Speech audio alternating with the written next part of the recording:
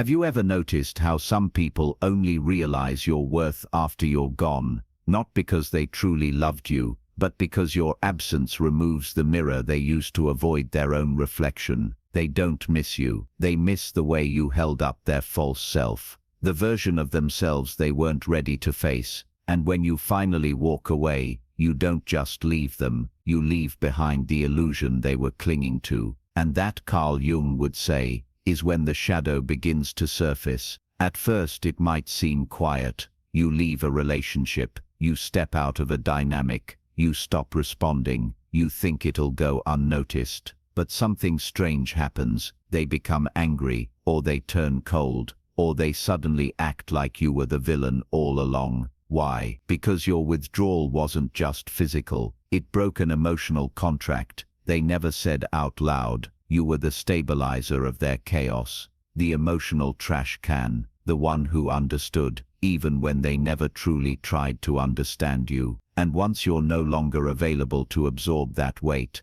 they feel exposed. It's not love they lost. It's the emotional architecture that collapsed when you stepped away. And in their world, your silence becomes the loudest rejection. Take a moment and ask yourself, what role have you been playing that you never auditioned for? Projection. Carl Jung once said, people will do anything, no matter how absurd, to avoid facing their own soul. And here's where it gets complicated. When you decide to walk away, you're not just breaking contact, you're breaking projection. Most people don't see you for who you are. They see you for what they need you to be.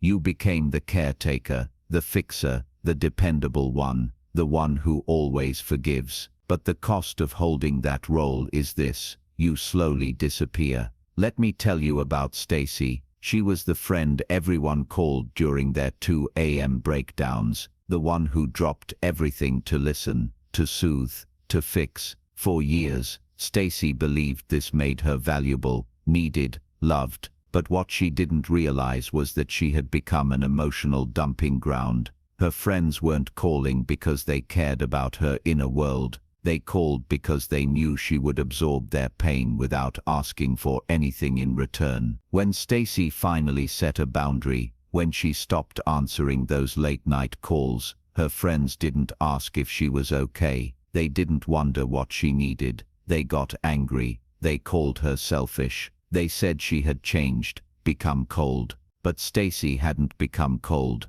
She had simply stopped being emotionally available for people who were emotionally unavailable to her. You start to confuse your worth with their comfort. You stay longer than you should. You bend so far, you forget your own shape. And the moment you say no more, you trigger their shadow, the inner child in them that felt abandoned, the ego that depended on your emotional compliance. Their pain screams louder than their awareness. So instead of grieving you, they blame you. Instead of thanking you, they resent you. Not because you were cruel, but because you disrupted the illusion. Jung called this projection, the unconscious act of seeing in others what we refuse to see in ourselves. When you withdraw, you're no longer holding their disowned parts. You're no longer the container for their unexpressed emotions. And suddenly they're forced to face what they've been avoiding: their own emptiness, their own need for healing, their own responsibility for their emotional world.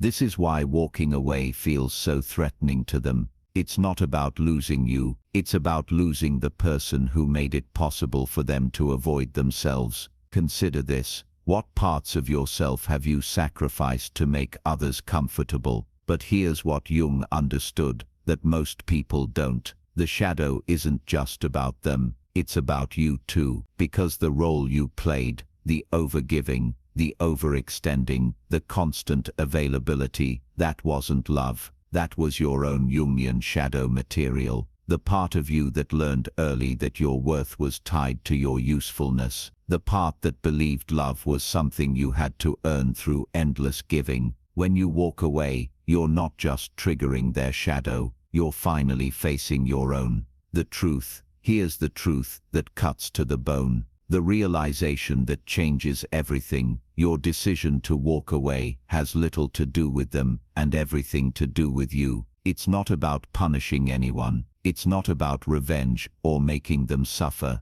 It's about something far more sacred and far more necessary, saving yourself. But that act, that sacred, silent self-rescue, forces people to confront something they've long buried, something they've spent years avoiding. The question they don't want to ask is this: who am I without the person who kept me emotionally regulated? Who am I when I can't call someone at 2 a.m. to fix my anxiety? Who am I when I have to sit with my own pain instead of dumping it on someone else? For some people, the answer is unbearable. They may spiral into depression. They may lash out with anger and blame. They may rewrite the entire story of your relationship to cast themselves as the victim and you as the villain who abandoned them in their time of need. But you were never trying to play God. You were never trying to be anyone's savior. You were just trying to be free. Free from the exhausting role of being someone else's emotional lifeline. Free from the crushing weight of being responsible for another person's inner peace. Let me share another story. John had been the family peacemaker for 37 years. When his parents fought, which was often, he mediated. When his siblings feuded over old wounds and perceived slights, he smoothed things over. When holidays became tense with unspoken resentments and passive-aggressive comments, he was the one who kept everyone laughing, everyone distracted from the underlying dysfunction that no one wanted to address. John never asked for this role. It was thrust upon him as a child, the sensitive one, the empathetic one, the one who could handle the family's emotional chaos. He carried it into adulthood like a cross, believing that his family's stability depended on his ability to absorb their conflicts and transform them into something manageable. His family saw him as the glue that held them together, the one who kept the peace, the problem solver. But what they didn't see, what they didn't want to see, was how much this role was tearing him apart. How he would leave family gatherings, emotionally drained. How he would lie awake at night, replaying conversations, trying to figure out how to fix problems that weren't his to fix. John had become what therapists call the identified patient, the person in a dysfunctional system who carries all the emotional labor, who becomes responsible for everyone else's well-being, while their own needs are ignored or minimized. When John finally decided to step back, to stop mediating their conflicts, to stop absorbing their emotional chaos, to stop being the family therapist, his family didn't celebrate his boundary. They didn't say, "Good for you, John. You deserve to have your own life." They panicked. They called him selfish. They said he was abandoning them when they needed him most. They accused him of not caring about the family anymore. Some of them stopped speaking to him entirely, as if his refusal to continue carrying their emotional burdens was a personal betrayal. But here's what Jung would have recognized immediately. John's family wasn't angry because they lost a son and brother. They were angry because they lost their emotional scapegoat, the person who made it possible for them to avoid doing their own inner work, their own healing, their own growth. When John stopped being their emotional sponge, they were forced to feel their own feelings for the first time in decades, to face their own conflicts without a mediator, to take responsibility for their own healing instead of outsourcing it to him, and that terrified them. This is the paradox of walking away. The people who call you selfish for leaving are often the same people who were being selfish by staying. They wanted you to keep sacrificing yourself, your mental health, your energy, your own needs, so they wouldn't have to face themselves. They wanted you to remain small so they could feel big. They wanted you to stay broken so they could feel whole. They wanted you to keep carrying their Carl Jung shadow so they could maintain the illusion that they didn't have one. And for the first time in your life, you chose your peace over your performance. You chose your sanity over their comfort. You chose your healing over their convenience. That's the moment the mask drops. Not just theirs, but yours too. Jung wrote, "The privilege of a lifetime is to become who you truly are, but becoming who you truly are requires dismantling who you've been pretending to be." and that dismantling is rarely celebrated by the people who benefited from your pretense. When you finally walk away, you're not just leaving a person or a situation. You're leaving a version of yourself that never really existed. The version that said yes when you meant no, that gave when you were empty, that stayed when you wanted to run, that smiled when you wanted to scream. You're leaving the false self that kept everyone else comfortable while slowly suffocating your true self. You're walking away from the role that made you indispensable to others but invisible to yourself. The guilt you feel isn't really guilt, it's grief. Grief for the years you spent being someone else's emotional support system while neglecting your own emotional needs. Grief for the parts of yourself you abandoned in order to be accepted, to be needed, to be loved in whatever broken way they were capable of loving. Grief for the dreams you deferred, because their crisis was always more urgent than your aspirations. Grief for the boundaries you never set because their comfort was always more important than your well-being. Grief for the words you never spoke because keeping the peace was always more valuable than speaking your truth. But underneath that grief, buried beneath layers of guilt and conditioning and internalized messages about what makes you good, is something radical: relief.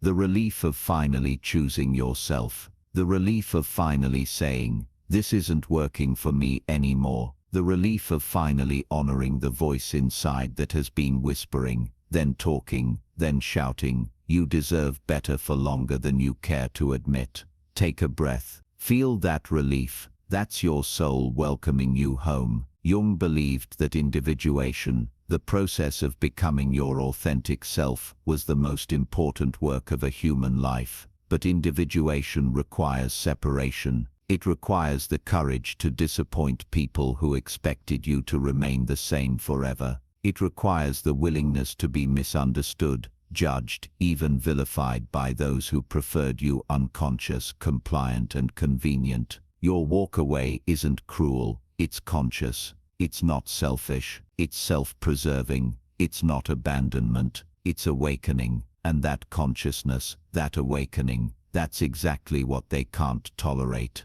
Because your consciousness reflects back to them their own unconsciousness. Your freedom highlights their own imprisonment. Your choice to heal triggers their awareness of how much healing they still need to do. You see it when the dust settles, when the angry phone calls stop, when the guilt trips lose their power, when the people who called you selfish reveal themselves to be the selfish ones. You begin to realize what you were carrying all along. You weren't just showing up for them, you were overextending. You weren't just being supportive, you were being consumed. You weren't just being understanding, you were being used. And the guilt you feel for walking away, that's not your guilt. That's the shadow residue of the role they projected onto you. The emotional programming that told you your worth was contingent on your willingness to sacrifice yourself for others. But now, finally, beautifully, terrifyingly, you see it. You see how much energy went into being the good one, the understanding one, the selfless one. You see how exhausting it was to be constantly available, constantly accommodating, constantly putting everyone else's needs before your own. And now, you choose something radical, something that feels foreign at first, maybe even wrong. You choose boundaries, not walls. Walls keep everyone out. Boundaries are different. Boundaries are sacred, non-negotiable lines that protect your soul while still allowing authentic connection. This is where the real work begins, because walking away is only the first step. The second step is learning to stay away from dynamics that require you to abandon yourself. The third step is building a life that doesn't require you to dim your light to make others comfortable. Jung talked about the transcendent function, the psyche's ability to create new attitudes and solutions by bridging opposites. In your case,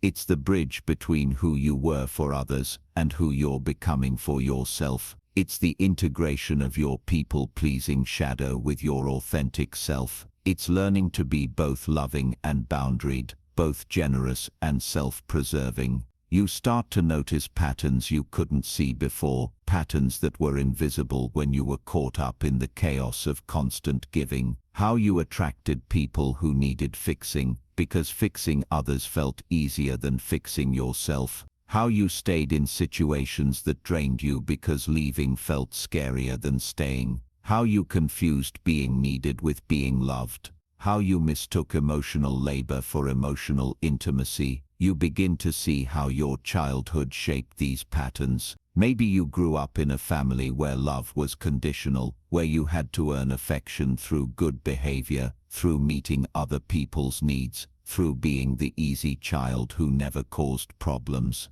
Maybe you learned early that your value came from what you could do for others, not from who you were as a person. Maybe you had a parent who was emotionally unavailable, and you learned to chase that unavailability in your adult relationships. Maybe you had a parent who was overwhelmed, and you became the little adult who tried to fix everything. Maybe you grew up believing that love meant sacrifice, that caring meant suffering, that if you weren't giving everything, you weren't giving enough. But here's what's beautiful about this awakening. You don't become bitter. You become discerning. You don't become cold. You become clear. You don't become selfish. You become selective. You don't become heartless. You become heart smart. You stop explaining yourself to those who never listened. You stop proving yourself to those who only valued what you gave, not who you were. You stop bleeding for people who wouldn't even hand you a bandage when you were wounded. And strangely, that choice doesn't make you hard, it makes you whole. Let me tell you about Rose. After years of being the friend who always said yes, yes to last-minute plans that inconvenienced her, yes to emotional dumping sessions that left her drained, yes to one-sided relationships that gave her nothing in return, Rose finally started saying no. At first it felt foreign, almost cruel. The word no sat heavy in her mouth, like she was speaking a language she'd never learned. She felt guilty every time she declined an invitation, every time she said she wasn't available to talk, every time she chose her own needs over someone else's wants. But slowly, something shifted. The people who truly cared about her, who saw her as more than just a resource to be used, respected her boundaries. They said things like, "Of course, take care of yourself and let me know when you're free." They adjusted their expectations and continued to value the relationship. The people who didn't respect her boundaries revealed themselves to be takers, not givers. They got angry when she said no. They made her feel guilty for having limits. They tried to manipulate her back into the old dynamic where she gave everything and received nothing in return. Rose lost some friendships in this process, but what she gained was immeasurable: self-respect, the knowledge that she could trust herself to protect her own well-being, the understanding that her worth wasn't contingent on her availability, her value wasn't measured by her usefulness. And gradually, Rose began attracting different people, people who were interested in her thoughts, not just her support, people who could hold space for her struggles, not just dump their own problems on her, people who saw her as a whole person with her own needs, dreams and limitations, not just a function to be performed. This is what Jung meant when he talked about the importance of psychological development. When you do your inner work, when you integrate your Carl Jung shadow, when you reclaim your projections, when you learn to love yourself enough to protect yourself, you change the entire dynamic of your relationships. You stop being a magnet for people who want to use you and start becoming a magnet for people who want to know you. You stop attracting emotional vampires and start attracting emotional equals. You stop settling for crumbs and start expecting full meals. But this transformation requires you to let go of the old stories, the stories that kept you trapped in unhealthy patterns, the story that says your worth comes from what you do for others, the story that says love means enduring pain without complaint, the story that says setting boundaries makes you a bad person, a selfish person, a person unworthy of love. These stories served a purpose once. They helped you survive in environments where being yourself wasn't safe, where having needs was inconvenient, where setting boundaries was seen as rebellion. But now they're keeping you from thriving in relationships where being yourself is not only safe, it's required.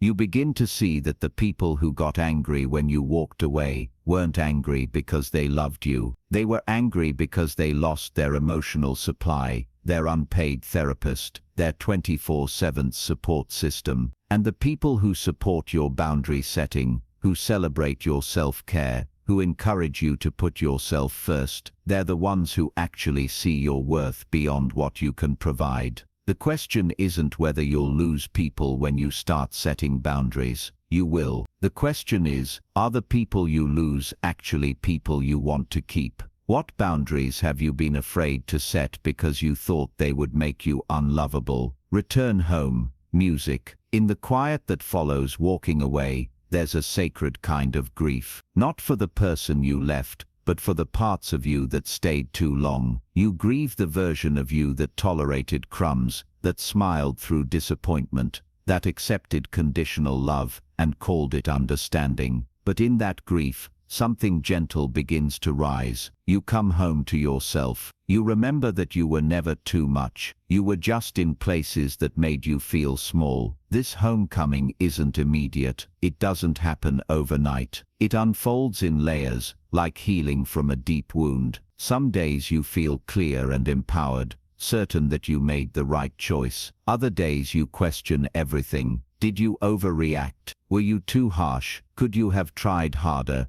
given more, been more patient? This doubt is normal. It's your psyche integrating the old with the new, the false self with the authentic self. Jung called this the tension of the opposites, the uncomfortable space between who you were and who you're becoming. The key is not to resolve this tension too quickly, not to rush back into old patterns because they feel familiar, but to sit with the discomfort and let it transform you. You start building new internal architecture, not around being needed, but around being seen. Not around being useful, but around being valuable for who you are, not what you do. You relearn how to trust your gut, that inner voice that tried to warn you long before you were ready to listen. You practice stillness instead of constantly moving to meet other people's needs. You practice saying no without guilt, without over-explaining, without trying to soften the boundary until it becomes meaningless. You practice saying yes without fear, yes to your own needs, yes to your own dreams, yes to your own dreams, yes to your relationships that nourish you, instead of drain you. And slowly, gradually, like a flower turning toward the sun, you become the kind of person who doesn't need to walk away in silence, because you no longer stay too long in situations that diminish you. This is perhaps the most profound shift. You stop ending up in situations that require dramatic exits, because you start honoring your inner signals long before they become screams. You notice the red flags because you're no longer colorblind to your own needs. You feel the energy drain because you're no longer numb to your own experience. You develop what Jung might call a healthy relationship with your own shadow, the parts of you that learn to adapt to please, to shrink in order to survive. Instead of rejecting these parts, or feeling ashamed of them, you integrate them with compassion. You understand why they developed, what they were trying to protect, and how they can serve you in healthier ways. Your nurturing nature doesn't disappear, it becomes more intentional. Instead of giving indiscriminately to anyone who asks, you choose carefully where to invest your emotional energy. Your empathy doesn't vanish, it expands, to include yourself. You start extending to yourself the same compassion you've always given to others. Your desire to help others doesn't fade, it becomes balanced with your own needs. You learn to give from overflow instead of depletion, to support others without depleting yourself, to be present for people without losing yourself in their problems. You realize that walking away wasn't the end of your capacity to love, it was the beginning of your capacity to love, consciously, to love without losing yourself, to love without needing to be needed, to love from a place of wholeness instead of emptiness. And in this space, this sacred space of self-love and self-respect, something magical happens. You start attracting love that doesn't require you to dim your light. Love that celebrates your boundaries rather than testing them. Love that sees your whole self, your strengths and your struggles, your light and your shadow, and chooses you anyway. You start attracting people who are interested in your inner world, not just your ability to solve their problems. People who want to know what you think, what you dream, what makes you laugh, what makes you come alive. People who see you as a complete person, not just a role to be filled. But this transformation requires patience with yourself. It requires forgiveness for the years you spent giving your power away. It requires compassion for the parts of you that didn't know any better, that were doing their best with the tools they had. You learn to mother yourself in the ways you needed to be mothered. You learn to protect yourself in the ways you needed to be. You learn to validate yourself instead of seeking validation from people who were incapable of giving it. And gradually you realize that the approval you were seeking from others was always meant to come from within. The love you were chasing in unhealthy relationships was always meant to start with self-love. The peace you were trying to create for others was always meant to begin with inner peace. This is the gift of walking away. It forces you to face yourself, to discover who you are when you're not performing for anyone else's comfort. It strips away the false identities and reveals the authentic self that's been waiting underneath all along. And that self, your true self, is worthy of love. Not because of what you do, but because of who you are. You deserve relationships that add to your life, not subtract from it. You deserve to be chosen, not just needed. You deserve to be celebrated, not just tolerated. Conclusion. So, if you've walked away and the world called you cold or cruel or heartless, I want you to know this: you weren't abandoning anyone. You were returning to yourself. Your absence may have shaken their world, but it was the first time your presence began to nourish your own. Carl Jung taught us that the shadow holds all the parts we disown, and sometimes our departure is the only mirror left for others to face their own. Your walking away might be the greatest gift. You give them the opportunity to discover who they are when they can't use you as an emotional crutch. But more importantly, it's the greatest gift you give yourself, the opportunity to discover who you are when you're not performing for anyone else's comfort. This journey isn't about becoming selfish, it's about becoming whole. It's about learning that self-love isn't the absence of love for others, it's the foundation that makes genuine love possible. When you love yourself enough to walk away from what diminishes you, you create space for what nourishes you. When you respect yourself enough to say no to what drains you, you preserve energy for what fulfills you. When you trust yourself enough to choose your peace over their approval, you discover a kind of inner stability that no external relationship can provide or destroy.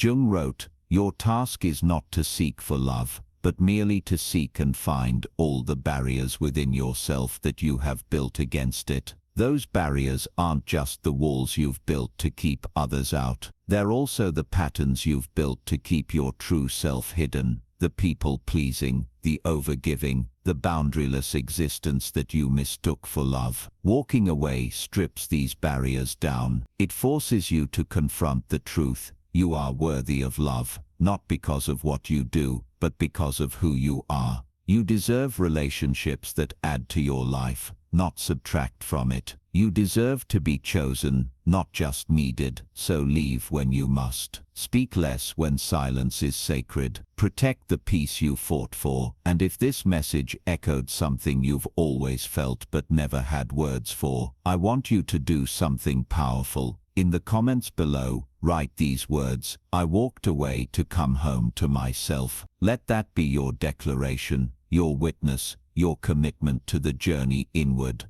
Because this isn't just about walking away, it's about walking inward and finally remembering who you were before the world told you to earn your worth by disappearing. You're not cruel, you're conscious, you're not cold, you're clear, you're not selfish, you're sovereign, and that changes everything. The path you're on, this path of individuation, of becoming who you truly are, it's not an easy one. It requires you to disappoint people, to be misunderstood, to choose your own healing over their comfort. But it's the only path that leads to authentic freedom, and on the other side of that freedom, you'll find something Jung promised was possible, a life where you don't have to choose between being yourself and being loved, a life where your authenticity attracts the kind of love that doesn't require you to abandon your soul. That's the life waiting for you, not because you walked away from them, but because you walked toward yourself, and that journey home, that sacred return to who you've always been, beneath the roles and the masks and the performance, that's the most important journey you'll ever take. Welcome home.